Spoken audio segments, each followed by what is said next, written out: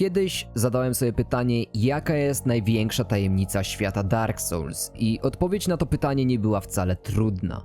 Moi drodzy, nad tym konkretnym wątkiem spędziłem nad wyraz dużo czasu, żeby go w pełni przeanalizować i zrozumieć. Przemierzyłem wzdłuż i wszerz każdą z części trylogii, by zajrzeć pod każdy najmniejszy kamień i przeczytać każdy opis, który mógłby mnie gdzieś zaprowadzić. W moim odczuciu żadna inna historia, którą możemy wziąć na tapet, nie ma tak dużo tropów, a zarazem tak dużo ślepych zaułków jak wątek anielskiej wiary. Jest to coś, co łączy się z wieloma opowieściami na przestrzeni wszystkich 3 części, a tropy, którymi możemy podążać, rozciągają się dosłownie wszędzie. Będziemy mówić o Londorze, o Welce, ludziach z Miasta Pierścienia i mógłbym wymieniać jeszcze więcej, ale wszystko w swoim czasie, więc pozwólcie, że dzisiaj zaproszę was na film o największej tajemnicy Dark Souls.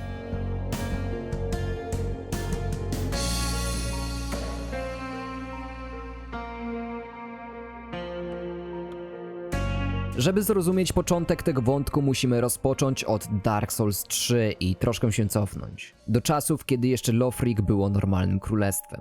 Do czasów, kiedy to jeszcze się nie rozpadło w obliczu wojny domowej, a królewskie rodzeństwo nie odwróciło się od swojego przeznaczenia. Od przedłużenia ery ognia. Więcej o tym mówiliśmy w odcinku 3 opowiadania o lore Dark Souls, więc jeżeli chcecie o sobie odświeżyć te wydarzenia, to zapraszam właśnie tam. Niemniej dzisiaj skupimy się na postaci Gertrudy.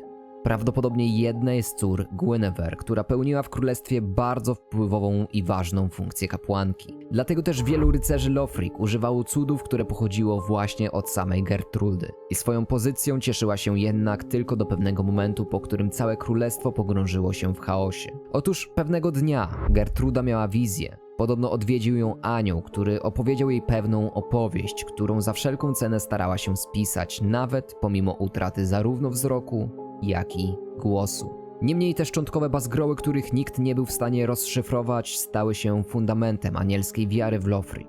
Wiary, którą ówczesne 3 filary władzy uznały za heretycką, co w konsekwencji skończyło się więzieniem Gertrudy w klatce, znajdującej się w wielkich archiwach. I to właśnie to zdarzenie było punktem zapalnym dla ognia rewolucji, która przeszła przez tę ziemię.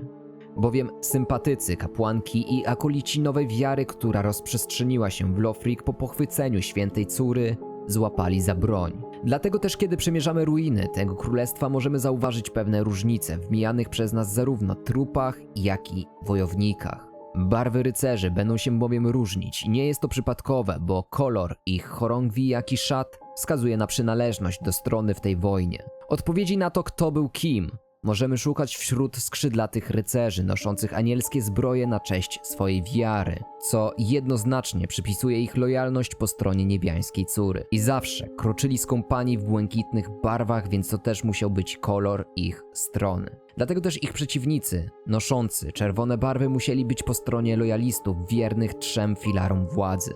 I walka ta pochłonęła nie tylko i całe królestwo Lothric, ale i samą niebiańską córę, Gertrudę. Kiedy bowiem zejdziemy do klatki, w której była ona przetrzymywana, znajdziemy już tylko ciało pogrążone w modlitwie. Ciało trzymające nic innego jak cud niebiańskich filarów światła. Jak sam opis wskazuje, cud Gertrudy, boskiej córy, stawia w okolicy kilka świetlnych kolumn. Święta dziewoja królowej, Gertruda została kiedyś nawiedzona przez anioła, który opowiedział jej tę historię. Choć straciła zarówno wzrok, jak i głos, nie ustała w zapisywaniu tej opowieści. Zwykli ludzie nie byli w stanie pojąć tych rozsypanych chaotycznie stronic, a tym bardziej tego, jak stały się podwalinami boskiej wiary Lothric. Cudu tego będą używali także i skrzydlaci rycerze. 3 z nich mogliśmy znaleźć przed klatką. Prawdopodobnie się spóźnili i nie udało im się jej uratować. Ta już dawno pewnie wyzionęła ducha, więc pozostali u jej boku, strzegąc jej ciała, uznając to miejsce za święte.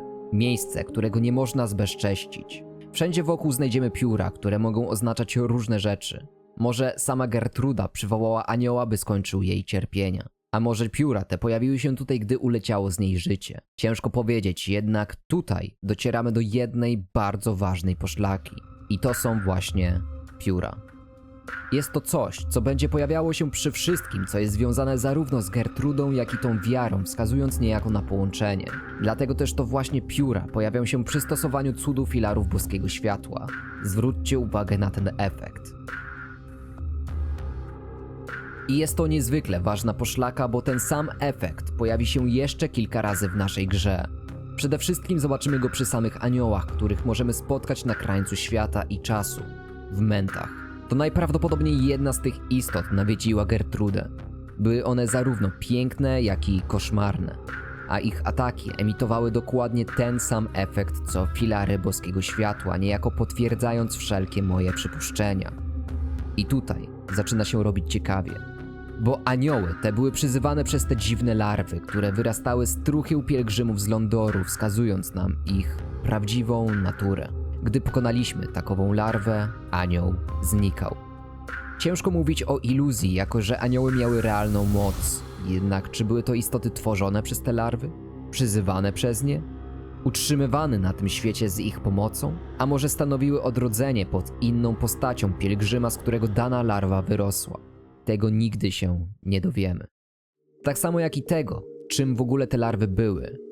Może były pochodną klątwy, którą każdy z pielgrzymów nosił i próbował powstrzymać tą ciężką skorupą. Może był to efekt zarażenia się czymś, co występowało w Londorze, a może specjalnie zarażali tym pielgrzymów. Bo w moim odczuciu to wszystko nie jest przypadkowe. Jeśli pamiętacie, celem Jurii czy całego czarnego kościołu Londoru była uzurpacja płomienia, zakończenie ery ognia i skończenie z jej sztucznym przedłużaniem. W końcu współpracował z nimi przedwieczny wąż Kaw, który w pierwszej części skontaktował się z naszym bohaterem i przekonywał wybranego nieumarłego, by porzucił ścieżkę bogów i nie łączył się z płomieniem. Wszystko po to, żeby zapanowała era mroku, w której to człowiek będzie rządził. I jeśli anioły te pochodzą od pielgrzymów, to może są związane właśnie z czarnym kościołem. Może stanowią część ich planu. Jeśli tak, to wszystko trzyma się kupy, bo jak pamiętacie, królestwo Lothric było w pełni oddane idei samopoświęcenia się i przedłużania ognia. Cała ich kultura i tradycja była na tym oparta, a rodzina królewska hodowała wręcz odpowiednie naczynia, które będą na tyle potężne, by można było nimi zasilić ogień. Dlatego też rewolucja w królestwie Lothric, która wybuchła po tym, jak zasiano w nim tę wiarę, ma jak najbardziej sens. Wszystko to wygląda jak świadome działanie Londoru. Dlatego też jestem przekonany, że jednym z fundamentów anielskiej wiary było odwrócenie się od płomienia. Porzucenie dotychczas ustalonej przez Gwyna drogi, którą nauczała w tym królestwie Guinevere. To wszystko ma jeszcze więcej sensu, gdy przypomnicie sobie księcia Lothrika. Księcia, który odmówił swojemu przeznaczeniu i nie dbał o cel, do którego przygotowywano go całe życie. A jeśli zastanawiacie się, co mogło wpłynąć na jego światopogląd i skąd wzięła się ta decyzja, to przypomnijcie sobie arenę, na której z nim walczyliśmy. Pióra. Zwróćcie uwagę na jego atak. Po raz kolejny widzimy ten sam efekt, który był obecny zarówno przy filarach niebieskiego światła, jak i pociskach anioła. Nie jest to przypadkowe i stanowi kolejne potwierdzenie tego, że anielska wiara zakładała porzucenie ognia. To samo przekonanie podzielał pierwszy uczony, prywatny mentor naszego księcia, który wątpił w dotychczasową ideę. I ciężko mi powiedzieć, czy to książę zaraził mentora tą myślą, czy może odwrotnie, ale wszystko to tłumaczy, dlaczego też 3 filary władzy zareagowały tak stanowczo i jednoznacznie potępiły tę wiarę, uznając ją za heretycką. Tłumaczy to, dlaczego uwięziono Gertrudę, która destabilizowała ustalony porządek i zasady. Kapłankę, której działania mogły odwrócić królestwo Lothric z dotychczas obranej ścieżki. Wydaje mi się też, że wszystko, co do tej pory spotkało rodzinę królewską, czyli klątwa ciążąca na ich potomstwu, jest również efektem działań Londoru, którego cień zawisł nad całym tym królestwem niczym orzeł obserwujący swoją ofiarę. Zresztą, jeżeli chodzi o klątwy, to na pewno byli ekspertami. Niemniej tutaj wszelkie tropy względem anielskiej wiary w samym Lothric się urywają. Dlatego, żeby zrozumieć ten wątek w pełni, musimy wyjść poza to królestwo. Śladów tego kultu poszukać dalej i mieć oczy naprawdę szeroko otwarte, bo niekiedy wątki te łączą się w bardzo subtelny sposób, a ślady mogą w bardzo prosty sposób umknąć. Ale jak się okazuje, motyw piór pojawia się w jeszcze jednym miejscu. Tym razem nieoczywistym, bo w katedrze głębin. Zwróćcie uwagę na te poczwarki. Niektóre z nich trzymają kostury i zgadnijcie co. Kiedy strzelają magią, ich pociski emitują nic innego jak ten sam efekt, który widzieliśmy zarówno u aniołów, skrzydlatych rycerzy, jak i u księcia Lothrika. Emitują pióra. I choć pochodzą z katedry głębin, tak jedną z takich poczwarek znajdziemy właśnie pod klatką Gertrudy. Jedną, samotną i wpatrującą się w klatkę. Długi czas mnie zastanawiało, co mają wspólnego te poczwarki z anielską wiarą. Były to dzieci Rosarii, matki odrodzenia, u której mogliśmy zmienić wygląd. Jeśli zrobiliśmy to więcej niż 5 razy, dostawaliśmy komunikat, że uleganie odrodzeniu raz za razem zmieni nas w jedną z tych poczwar, choć w rzeczywistości nic się nie działo. Niemniej była to ewidentna wskazówka wskazująca nam, czym te poczwarki w rzeczywistości mogą być i jaka jest ich natura. Ewidentna wiadomość od twórców, która nie ma żadnego innego znaczenia jak po prostu przekazania nam pewnej wiedzy lorowej. I co ciekawe, dusza Rosarii może zostać zmieniona przez Ludlefa w piecu transpozycyjnym w cud pochodzący od samej Gwynevere, co sugeruje, że jest ona mocno z nią związana. Wiele teorii mówi o tym, że Rosaria jest jedną z cór boskiej matki z Anor Londo, co również ma bardzo dużo sensu. Niemniej jest ona całkowitym wrogiem ugrupowania, do którego należy jedna z postaci w Dark Souls, czyli Ciri. Gdy tylko dołączymy do palcy Rosarii, to Ciri, która początkowo jest do nas przyjaźnie nastawiona, zobaczy w nas śmiertelnego wroga i odejdzie z kapliczki Firelink. To wszystko nam bardzo dużo mówi, kiedy przeanalizujemy, kim w ogóle była Ciri i komu służyła. Bowiem była ona osobą, która, jak sama określa, kiedyś służyła pewnej boskiej istocie i wszystko wskazuje na to, że tą istotą był nikt inny jak Gwyndolin. Otóż podarowuje nam ona symbol lojalności wobec ostrzy Ciemnego Księżyca oraz pozdrawia nas w sposób dla nich charakterystyczny, więc najpewniej była z nimi bardzo blisko związana. Wedle słów Jorszki, gdy dołączymy do przymierza przewodzonego niegdyś przez Gwyndolina, dowiemy się, że od dawna nie mieli oni prawdziwego rycerza, więc albo Ciri odłączyła się od nich naprawdę bardzo dawno temu, albo należała ona do jeszcze jednego ugrupowania – niebieskich strażników. Przymierza, które już raz się pojawiło, chociażby w Dark Souls 2. Byli to ludzie, którzy działali tak samo jak ostrza Mrocznego Księżyca. Atakowali tych, którzy zgrzeszyli i opuścili swoje przymierze. Można by powiedzieć, że byli to spadkobiercy tego przymierza, którzy to w czasach Drangleic dotarli do Heid. Jest to kraina, o której mało wiemy, jednak jest sporo śladów łączących to miejsce z bogami, Anor Londo i samą Gwynevere. Podobna architektura, obecność rycerzy smoków, z których jeden był ewidentnym naśladowcą Ornsteina, przedmioty pozostałe po Gwynevere, czy te posągi, które są bardzo podobne do posągów Gwyna ze względu na charakterystyczną pozę, miecz i sandały. Ponadto przedstawiają one postać o głowie ptaka, co jak się chwilę zastanowić jest odniesieniem do egipskiego boga Ra, który podobnie jak Gwyn również był bogiem słońca, co mówi samo za siebie. Śladów jest w tym miejscu niezwykle dużo, ale więcej o samym Heid opowiemy sobie jeszcze w innym odcinku. Jednakże wszystko to wskazuje, że niebiescy strażnicy byli również w jakiś sposób związani z bogami już w samym Dark Souls 2, a w Dark Souls 3 te powiązania się tylko potwierdzają i rosną. Bowiem ich znakiem jest nic innego jak znak sztyletu wpisanego w księżyc. Tego samego znaku używanego przez ostrza Mrocznego Księżyca. Ewidentnie te dwa przymierza są ze sobą związane jakimś paktem czy sojuszem, o których wspomina nawet opis tego przedmiotu. Kawałek bladoniebieskiej, jagnięciej skóry z ilustracją księżyca. Symbol starożytnego traktatu. Droga Błękitu uznaje traktaty z dawnych lat, zaś ci, którzy noszą jej znak, automatycznie otrzymują pomoc Błękitnego Ducha, gdy zostaną zaatakowani. I siłą rzeczy oba przymierza były podległe właśnie Gwendolinowi, więc nieważne tak naprawdę do którego należała Ciri. Jej wrogość wobec członków przymierza podległego Rosarii świadczy jednoznacznie o tym, że Rosaria mimo swojego powiązania z bogami i Gwynevere była ich wrogiem. Kimś, kto zdradził ich rodzinę i ideę. Jeśli przyjąć, że poczwarki, które od niej pochodziły, były związane z aniołami, mrokiem i Londorem, to jak najbardziej wszystko ma sens. Jeszcze ciekawiej się robi, kiedy zastanowimy się, kim naprawdę mogłaby być Rosaria. Jako że jest to matka odrodzenia, to może sama w pewnym momencie uległa pewnej metamorfozie i odrodzeniu. Jako ktoś zupełnie inny. Może dlatego jej domeną jest właśnie to. I choć dzisiaj nazywamy ją Rosarią, to może wcześniej była bóstwem, które znaliśmy pod innym imieniem. Jeśli prześledzimy dzieje Welki lub Kaify, o których więcej wspominałem w filmach o bogach Anor Londo i nieznanych krainach świata Dark Souls, to ewidentnie znajdziemy tam ślady, kierujące nas do tego, że były to boginie skąpane w mroku. Boginie, które miały swoje powiązania z Londorem. Cud ślubów milczenia, który widzieliśmy w pierwszej części Dark Souls, był jasno opisany jako cud Welki, zbuntowanej bogini o heretyckiej naturze, której wpływy były potężne w malowanym świecie Ariamis, który był domem dla wyrzutków i niechcianych istot. Ten sam cud możemy odnaleźć w Dark Souls 3 jako jeden z cudów Londoru. I choć w Dark Souls 3 już nie jest opisany jako cud należący do bogini Welki, o tyle wciąż przecież jest to ten sam cud. Ma tę samą nazwę, to samo działanie i ten sam wygląd. Sporo jej śladów można było odnaleźć w malowanym świecie Ariamis i prawdopodobnie była związana z kultem, którego celem było zabójstwo bogów. Kultem, który wierzy, że w pewnym momencie przerodził się w sam Londor. Ponadto jej statua w Dark Souls 3 miała jedną funkcję. Potrafiła ściągać klątwy i cofać stopień przemiany w pustego. Działało to dokładnie tak samo jak monument oczyszczenia w Mieście Pierścienia, które zapewne, jak już wiecie z naszych poprzednich odcinków o lore Dark Souls, było mocno związane z ludzkością, a cała architektura w tym miejscu wręcz nawet nosiła na sobie symbol Londoru. Takie same działanie miały także same kamienie oczyszczenia, które, jak wiemy z ich opisu, były w tamtym miejscu bardzo chętnie używane oraz sprzedawane przez Jurię z Londoru w bardzo dużych ilościach. To już samo w sobie dużo mówi, ale kiedy powęszymy dalej, to znajdziemy jeszcze więcej powiązań. Zwróćcie uwagę na ubranie Oswalda z Karim.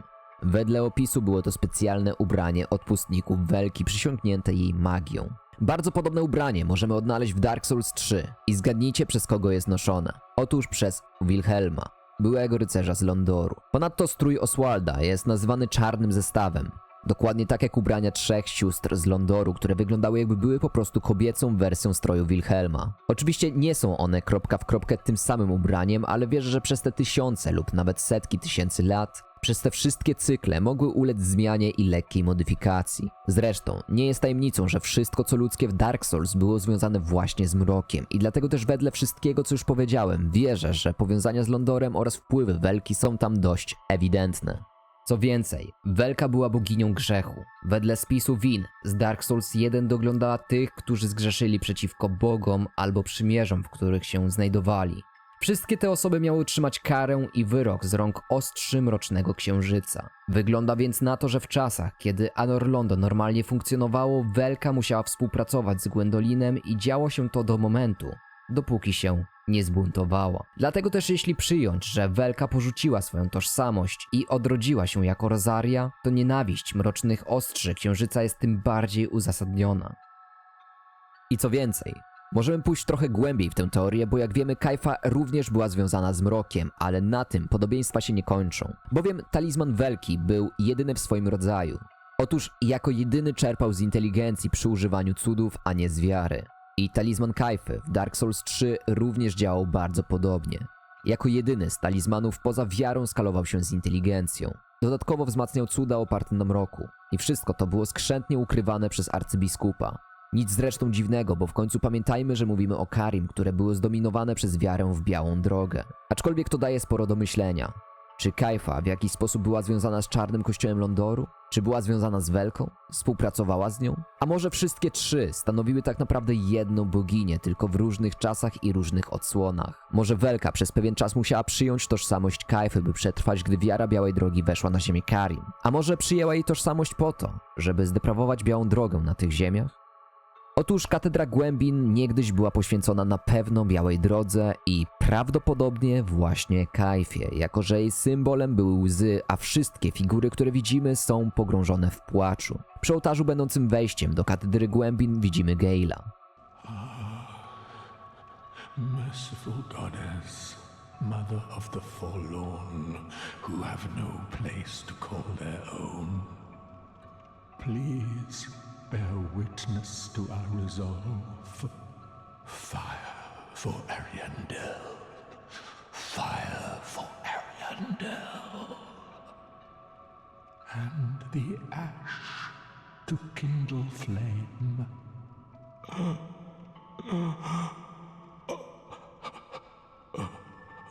Słowa modlitwy sugerują, że modli się do bogini wyklętych, którzy nie mają swojego miejsca. Do bogini, której najpewniej wpływy były dość mocno widziane w miejscach, które były pełne wyrzutków. Miejscach takich jak malowane światy. I teraz wróćmy do tego, o czym mówiłem wcześniej. Obecność Welki jest w tych światach wręcz namacalna. Światy te bowiem są pełne przedmiotów i cudów powiązanych z nią. Pełne kruków, które są traktowane jako jej symbol. I pełne wszystkiego, czego bali się bogowie. Dlatego też bardzo prawdopodobnym, że to właśnie do Welki modli się Gale, lecz będącej w tym momencie pod postacią Kajfy, jako że jej pomnik nigdy w życiu by tu nie powstał, ze względu na to, że Welka była przecież zbuntowanym bóstwem. Zresztą widzieliśmy już statuły Welki. Wyglądały zupełnie inaczej. I teraz, gdy to wszystko mamy w głowie, tak wszystkie pozostałe puzzle w tej układance zaczynają się powoli układać. Bo może to właśnie ze względu na wpływ Kaify lub Welki, w zależności od tego, jak ją nazwiemy, miejsce to mogło ulec spaczeniu. Może to ze względu na jej wpływ. Aldrich pogrążył się w szaleństwie i budowie tego dziwnego kultu głębin, który, jak już wspominałem w 5. odcinku naszej serii lorowej, była bardzo silnie zakorzeniona w, uwaga, właśnie w mroku i człowieczeństwie. Może te wszystkie prorocze sny, których doznał, były efektem działań Welki. I to również by wtedy tłumaczyło obecność Rosarii w Katedrze Głębin. Miejscu, które niegdyś było poświęcone jej kultowi jako bogini Białej Drogi pod przykrywką. I miejscu, które później zdeprawowała. I może ze względu na to ciągłe zmienianie tożsamości, Rosaria, czyli niegdyś Welka, a później Kaifa, stała się w pewnym momencie właśnie matką odrodzenia. Niezależnie jednak od tego, czy ta teoria jest prawdziwa i kim była zarówno Rosaria, Welka, jak i Kaifa, to niewątpliwie, kiedy mówimy zarówno o Welce, jak i Rosarii, jeden fakt jest niezmieniony i niemal pewny. Obie te postacie miały powiązania właśnie z Londorem i były postrzegane przez bogów oraz rycerzy Mrocznego Księżyca jako wrogie, jako zaprzeczenie ideałów i tego, w co bóstwa za Norlondo wierzyły. I teraz, moi drodzy, wchodzi moja teoria odnośnie tego, co dokładnie łączy Rosarię z anielską wiarą. Zobaczcie na te poczwarki. A teraz spójrzcie na pielgrzymów z Londoru. Czy nie macie wrażenia, że są to w miarę podobne istoty? Pielgrzymi podobno są ludźmi, jednak przecież nie wyglądają jak ludzie. Są dziwnie zdeformowani, a ich twarze zawsze są ukryte w tej nienaturalnej pustce tego dziwnego kaptura w kształcie lejka. To mnie w sumie zawsze zastanawiało. Przecież klątwa nieumarłych dotykała ludzi, a wszyscy pielgrzymi wyglądali jak jakiś inny gatunek. Gatunek tylko lekko spokrewniony z nami. Skąd więc taka różnica? Dlaczego oni wyglądają tak dziwnie, pomimo tego, że to także są ludzie? Otóż poczwarki Rosarii nazywają się Men Grab, co można przetłumaczyć jako człowiecze larwy, więc wszystkie te poczwarki to również tak naprawdę ludzie. Może odradzają się jako pielgrzymi, co stanowi ich formę pośrednią, po to, by na końcu drogi zmienić się w swoją finalną formę, czyli tę larwę przyzywającą anioły. Nie spotkałem się z taką teorią dosłownie nigdzie w internecie, ale też mam wrażenie, że nikt nie wchodził w ten wątek aż tak głęboko, jednak w moim odczuciu dosłownie wszystko się tutaj łączy i ma sens. To, co jeszcze mnie zastanawia w tym wszystkim, to postać Dark Lurkera, którą możemy spotkać w Dark Souls 2. Jest on także powiązany z zarówno mrokiem, jak i ludźmi. Dodatkowo droga do tego, by go odnaleźć, wiedzie przez przymierze nazywające się, uwaga, Pielgrzymi Mroku. Tak więc i tutaj mamy do czynienia z pewnego rodzaju pielgrzymami, a w rozmowie z ich przedstawicielem padają słowa, byśmy nie pozwolili, żeby klątwa nam ciążyła. Brzmi to zupełnie jak mentalność czarnego kościoła Londoru, którego członkowie nie wstydzili się klątwy, a wręcz ją pielęgnowali i wzmacniali. Uczynili z niej swoją siłę i symbol, wokół którego budowali całą swoją kulturę. Czy w takim razie te wątki są ze sobą połączone? Jest to jak najbardziej prawdopodobne, jednak Dark Lurker wygląda zupełnie inaczej niż te anioły. Czym w takim razie on jest? Opis jego duszy mówi nam, że dusza czyhającego w mrocznym przestworze. Pradawny mroczny przestwór to pozostałość po jakiejś starożytnej, zniszczonej istocie. Użyj wyjątkowej duszy, czyhającego w mroku, by zdobyć bardzo wiele dusz albo stworzyć coś o ogromnej wartości. Natomiast z jego duszy możemy stworzyć mroczne zaklęcie wysysania zdrowia. I ponownie prowadzi nas to z powrotem do Londoru, bo Czarna Ręka również wysysał zarówno człowieczeństwo w Dark Souls 1, jak i zdrowie w Dark Souls 3. Zresztą sama nazwa umiejętności tej ręki jest nazwana dosłownie identycznie jak to zaklęcie – wysysanie życia. Z Dark Souls 3 wiemy, że przedwieczny wąż gdzieś na przestrzeni czasu umarł, a mroczny przestwór, czyli mroczna jama, gdzie znajdujemy Dark Lurkera, wedle opisu jest pozostałością po jakiejś starożytnej mrocznej istocie. Czyżby mowa była właśnie o wężu Kafie? Czyżby to właśnie z jego śmierci miał się narodzić ów mroczny anioł? Przy okazji też to, co możemy zauważyć, gdy będziemy analizować postać Dark Lurkera oraz walkę z nim, to, że w jego atakach możemy dostrzec okręgi klątwy. Biały i czerwony. Te same okręgi, które widzieliśmy w Dark Souls 3 i które pojawiły się na końcu w poszczególnych zakończeniach. Albo zaćmienie słońca, które kreowało na niebie znak klątwy w zwyczajnych endingach, albo zaćmienie białe, gdy poszliśmy drogą właśnie Londoru i uzurpowaliśmy płomień, stając się mrocznym lordem, który miał rozpocząć nową erę. Erę panowania człowieka.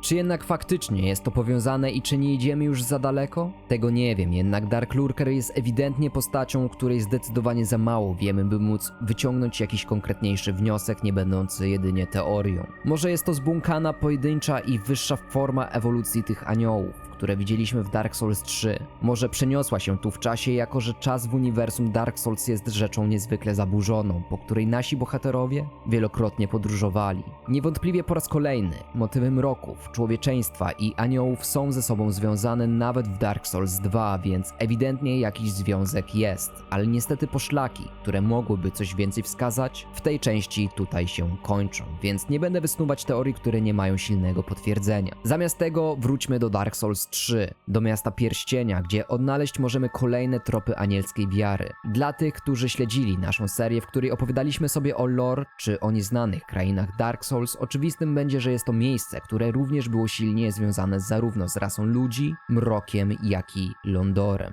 Jednak to, co mnie zawsze zastanawiało, to tożsamość tych istot.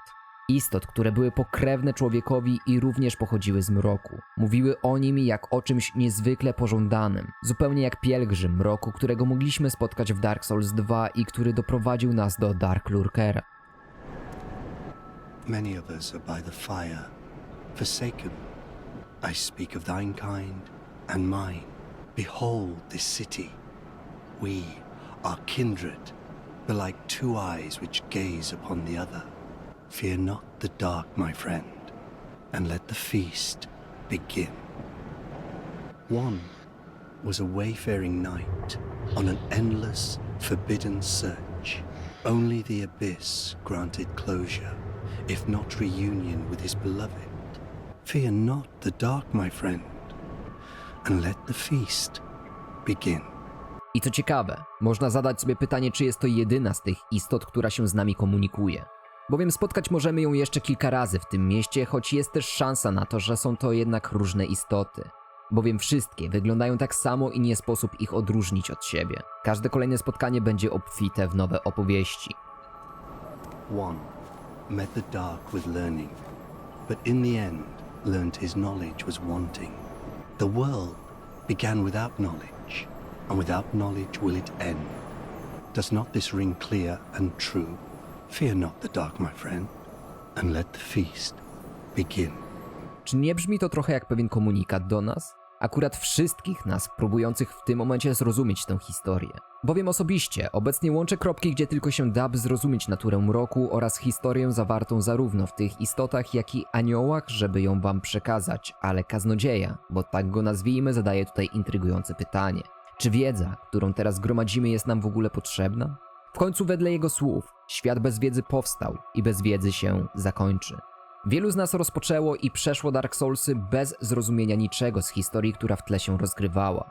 Wierzę jednak, że w tej wiedzy jest mimo wszystko zawarta cała magia. Wierzę w to, że warto dociekać i odkrywać, co samo w sobie jest już ciekawym doświadczeniem, a ludzie nieposiadający tej wiedzy, nie ogarniający niuansów tej historii bardzo wiele tracą. Dlatego w tym rozumieniu tego tematu postrzegam wiedzę jako błogosławieństwo. Błogosławieństwo odkrywania, które choć nie jest potrzebne, bo świat i tak się skończy, tak jest niezwykle cenne. Zresztą, te próby odciągania nas od zrozumienia, od zadawania pytań, od realizacji, czym naprawdę jest mrok, do którego szarańcze nas przekonują. Całe to zachęcanie do tkwienia w ignorancji jest niezwykle podejrzane. One poor girl slew her own kin, but even so was embraced, enveloped by the abyss. 'Twas a comfort that neither moon nor sunless sky afforded her before. Fear not the dark, my friend, and let the feast begin. O kim w tym momencie mówi kaznodzieja? Jest w tym wszystkim pewna pułapka tłumaczeniowa, na którą trzeba wziąć poprawkę. Bowiem napisy mówią, że księżyc i bezsłoneczne niebo nie były jej bliskie. Natomiast to nie jest to, co ta istota dokładnie powiedziała i tutaj tłumacze zmienili pierwotny sens tego zdania, w którym chodzi o to, że to dopiero otchłań dała im komfort, którego wcześniej nie dał ani księżyc, ani bezsłoneczne niebo. Mowa oczywiście tutaj o Osiris, jako że była ona jedyną postacią pochodzącą właśnie z bezsłonecznych krain i była związana z mrocznymi ostrzami księżyca. Dowiadujemy się, że była odpowiedzialna za rzeź pobratymców, co jest bardzo ciekawym wątkiem w jej dziejach, który sobie jeszcze kiedyś poruszymy. Nie jest to oczywista historia. Tak samo jak kolejna, opowiadana prawdopodobnie o Irynie. Zresztą więcej o tym temacie opowiadaliśmy sobie już w 6. odcinku naszego analizowania lore Dark Souls, więc tam też was odsyłam, jeżeli jesteście ciekawi, bo dzisiaj chciałbym zwrócić uwagę na inny aspekt tej istoty. nie licząc tych, bądź tej, która się do nas odzywa, reszta jest jakby dzika, w pełni pogrążona w głodzie. Zaatakuje nas, gdy tylko się zbliżymy. Wedle opisu ich głowy, szarańcze o białych szczękach miały zwodzić ludzi ku mrokowi, lecz większość nie widzi świata poza kolejnym posiłkiem. Ktoś musi uderzyć pięścią w stół i przywrócić prawowity stan rzeczy. Może to właśnie ty? Czyż nie przybywasz z otchłani i czy nie udało ci się nie zatonąć w epoce ognia? Szarańcze i ludzie to pokrewne dusze. Czemu nie przywdziać tej głowy i nie przyjąć ich wizerunku? I to też jest niezwykłe, bo tak naprawdę jest to chyba jedyny item w grze, który zwraca się bezpośrednio do gracza, co czyni te istoty jeszcze bardziej fascynującymi, a czytanie opisu tego przedmiotu upiornym. Jednak co łączy te istoty z aniołami poza ewidentnym powiązaniem z mrokiem oraz ludźmi? Otóż mówię wam o tym wszystkim nie bez powodu. Zwróćcie uwagę na budowę aniołów, szczególnie na ten jeden element. Jest on dosłownie identyczny jak skrzydła naszych przyjemniaczków. Podobnie nogi aniołów. Gdy się im przyjrzymy, zobaczymy ewidentnie nogi nieludzkie, a bardziej przypominające odnóża insektów.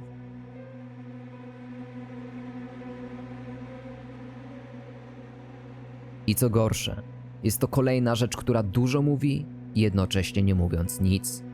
Bo nie wiemy, co to oznacza. Czy anioły były wytworem pustki? Czy jakąś formą ewolucji tych istot? Połączeniem człowieka z tymi istotami mroku? Rosaria ewidentnie zmieniała coś w ludziach, więc może w jakiś sposób ich łączyła z tymi istotami. Może w jakiś sposób zarażała tym czymś. Z rozmów z Joelem wiemy, że przeznaczeniem pielgrzyma była śmierć. Tego wymagało się od nich, kiedy mówiliśmy o Londorze, więc może traktowano ich jako żywą broń, jako naczynie, z którego mają wykiełkować anioły. A może traktowano tę formę jako wyższy etap ewolucji, do którego powinni dążyć ludzie. Ich prawdziwej natury niestety nigdy nie poznamy, bo tutaj dochodzimy do ślepego zaułku. Możemy podejrzewać, że nie były to bezrozumne istoty, jako iż jeden z nich ukazał się Gertrudzie i przekazał opowieść, która stała się fundamentem nowej wiary. Wygląda to jak świadome oraz przemyślane działanie, więc podejrzewam, że były to istoty wciąż podległe Londorowi, wypełniające ich plan. A może były zupełnie czymś innym, czymś dużo bardziej złowieszczym, co Londor wyhodował, wyzwolił na Lothric, ale nie miał nad tym kontroli. Niektórzy z mieszkańców stolicy wyglądają zupełnie tak, jakby sami ulegali przemianie. Ich nogi powoli zmieniają się w korzenie, a dłonie, pogrążone wciąż w modlitwie, zmieniały się w gałęzie. I te przemiany także stały się punktem kultu. Do mieszkańców, którzy już ulegli częściowej transformacji, modlili się inni. Ci, którzy jeszcze nie dostąpili efektów przemiany. Motyw drzew i korzeni oczywiście był obecny u aniołów. Zobaczcie sami, ich nogi jak korzenie, a z głowy jakby wyrastała gałąź. Niemniej motywy te nie były obecne tylko u nich. Lothric bowiem, gdy słońce ulegało zaćmieniu, nawiedziły inne istoty. Pielgrzymie, motyle, które grupowały się centralnie nad zamkiem, w miejscu, gdzie przebywał książę i czekał. Czekał, aż ogień zgaśnie, nie będąc zainteresowanym swoim przeznaczeniem i przedłużeniem ery ognia, do czego był wybrany. Jeśli przyjrzeć się pielgrzymom, to możemy zauważyć ślady po ludzkiej sylwetce i ciele. W tym miejscu mamy żebra, więc ewidentnie jest to stworzenie odwrócone tyłem względem swojej dawnej postawy, gdy jeszcze było człowiekiem. Nogi, brzuch, głowa. I tak samo jak pielgrzymi zmierzali ku Lothric, tak samo te istoty były tutaj przez coś przyciągane. Czyżby więc pielgrzymi mieli się zmieniać i w to coś? A może to ludzie, którzy uwierzyli i ulegli wierze w anioły? Nie wiemy na pewno, co jest czym, ale wszystko jest ze sobą silnie związane. Bo jeśli wrócimy do mojej teorii o tym, że ci pielgrzymi to tak naprawdę ludzie, którzy ulegli przemianie ze względu na Rosarię, to jasno możemy odnaleźć w tym pewne nawiązanie do naszego świata i dosyć charakterystyczny schemat występujący także u nas. Wydaje mi się, że nie bez powodu ci pielgrzymi mogliby się zmieniać właśnie w motyle. Bo jeżeli prześledzimy cykl życia motyla, to zobaczymy, że jest to dosyć nietypowa istota, która ulega kilku metamorfozom na przestrzeni swojego życia. Gdy wykluje się z jajka, wychodzi z niego larwa, która sobie żyje i dorasta aż do momentu, gdy stanie się poczwarką.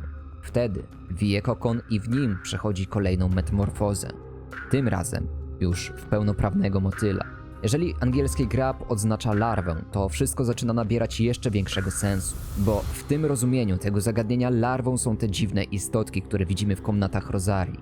Poczwarką są pielgrzymi, a motylem są no właśnie pielgrzymie motyle lub anioły. Jajkiem natomiast mogliby być ludzie lub człowieczeństwo w nich zawarte. Fragmenty mrocznej duszy, którą noszą. Nie wiem jednak, co warunkuje zmianę w anioła, a co w pielgrzymiego motyla. Zarówno jeden los, jak i drugi wydają się być upiorne, choć kto wie, jaka jest prawda. Wśród mieszkańców stolicy natomiast zdarzały się też przypadki, gdy odzywało się w nich ich własne człowieczeństwo, które podobnie jak w przypadku Manusa, pochłaniało ich i tworzyło nową, dziwną istotę. Skondensowane człowieczeństwo, które się rozszalało prawdopodobnie przez klątwę nieumarłych. Nie było to raczej związane z tymi aniołami, ale to wszystko w połączeniu doprowadziło Lothric do ruiny. Jednak czy aby na pewno nie miało to połączenia? W tym wszystkim jest jeszcze jedna rzecz, która mnie zastanawia. Rzecz, która wydaje się być dość istotna. I jest to pewien dość ciekawy strój, przypominający trochę ubranie pielgrzyma. A dokładniej niebieska szata kapłana. Jej opis mówi nam, że jest to strój przemienionego w nieumarłego kapłana. Trudno z czymś pomylić jaskrawy błękit tej szaty. Podobno tym podróżnym klerykom powierzono ważne zadanie. Na plecach nosili duże osłony mające zapobiec ich przemianie w rozsiewające mrok plugastwa. Ewidentnie jakbyśmy widzieli tożsamy przypadek do przypadków pielgrzymów, jednak pielgrzymi nosili przecież zupełnie inne stroje, więc dlaczego znajdujemy tutaj tę osłonę? Czyżby taka osłona noszona na plecach była jakąś szerszą tradycją spotykaną nie tylko u pielgrzymów? Zastanówmy się, przed czym takowa osłona mogła chronić. Otóż jak prześledzimy cały proces przeistaczania się takich istot w te dziwne, mroczne, człowiecze gluty, to zobaczymy, że cały proces jest dosyć gwałtowny, ale zaczyna się, uwaga, na plecach, a dokładniej z kręgosłupa, pod karkiem. Zauważyłem to raz na zwykłym pustym, więc postanowiłem to sprawdzić na Judeksie Gundyrze, jako że on też się zmieniał w to coś, a ma trochę inny model, na którym może być to trochę bardziej widoczne. I teraz, jak wielkim moim zdziwieniem było to, że nawet nie musiałem doprowadzać go do tej transformacji. Jego plecy nosiły na sobie ślady człowieczej mutacji jeszcze nawet przed pierwszą fazą walki z nim. Jeszcze nawet przed samą walką. Zwróćcie uwagę na to coś. I okazuje się być to dokładnie tym samym miejscem, na którym zawsze jest położona ta skorupa. Miejsce na kręgosłupie, pod karkiem. Wychodzi więc na to, że te skorupy miały na celu zapobiec przemianie i mutacji własnego człowieczeństwa.